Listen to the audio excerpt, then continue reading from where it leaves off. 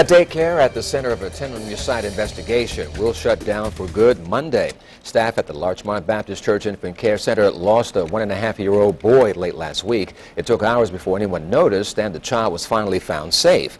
Well, now some 40 parents are on the search for a new daycare for their children. 10 on your side's David Culver live at the daycare center on Surrey Crescent in Norfolk. David, what's the latest?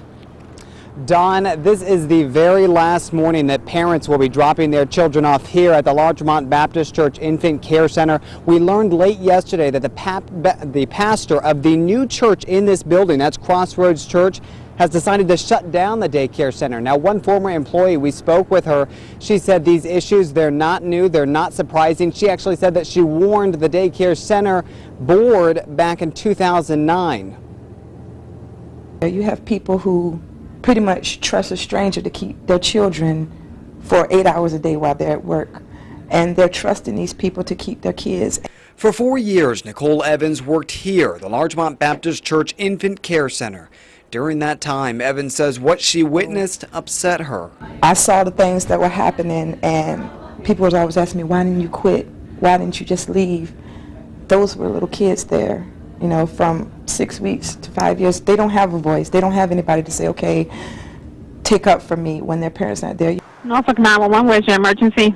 Yes, ma'am. I'm at Larchmont Baptist Infant Center, and we have a child that's been picked up, but the mom is here and said it wasn't the husband that picked him up. After hearing of last week's incident where a young child went missing for hours only to be found wandering down a nearby street, Evans says she wasn't surprised.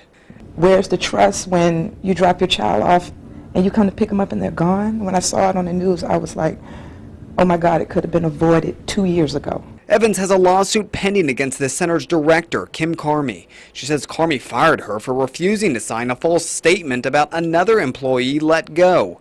Via text message, Carmy told 10 on your side Evans was fired for having a meltdown in front of the children. When you have a person who's not familiar with running a daycare, you're just in there to collect money and push people into a building. You don't know what the standards are for a center. And maybe now social service should change their exempts as far as churches go, because you can have someone in there in the church that feel like they can do whatever they want and they can't be touched because they have a religious exemption. And it's not fair.